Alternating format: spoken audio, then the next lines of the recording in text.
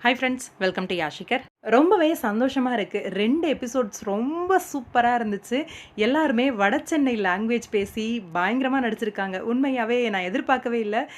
Serial வந்து ரொம்பவே டீசென்ட்டா நார்மலா போகுன்னு பார்த்தா, அந்த லோக்கல் லாங்குவேஜ்லாம் பேசி ரொம்ப சூப்பரா பேசியிருக்காங்க. ஒவ்வொருத்தரோட லாங்குவேஜும் அவ்ளோ அழகா இருக்கு.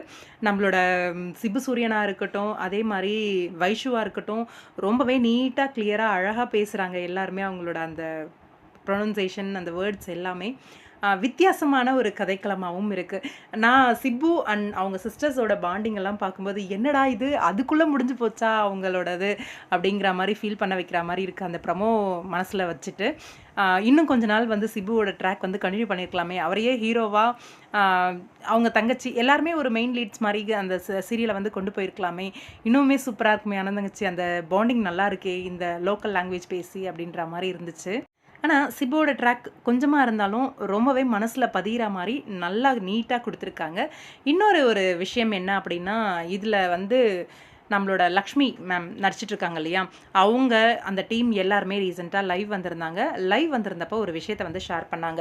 என்னன்னா, அவங்களோட ஃபர்ஸ்ட் டே வந்து எபிசோட் வந்து இன்னைக்கு டெலிகாஸ்ட் ஆகுது. வீராவோடது. அதே மாரி இன்னொரு சீரியல் வந்து அவங்க பண்ணிட்டுருக்காங்க. அந்த சீரியலோட ஃபர்ஸ்ட் டே ஷூட் வந்து இன்னைக்கு அப்படிங்கிற மாரி சொல்லியிருந்தாங்க. என்ன சேனல் அப்படின்னு தெரியல.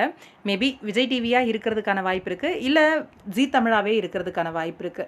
பாப்போம், வெயிட் பண்ணி என்ன சேனல்ல வந்து லக்ஷ்மி மேம் இன்னொரு சீரியல் என்ட்ரி குடுக்க போறாங்க அப்படின்னு சொல்லிட்டு.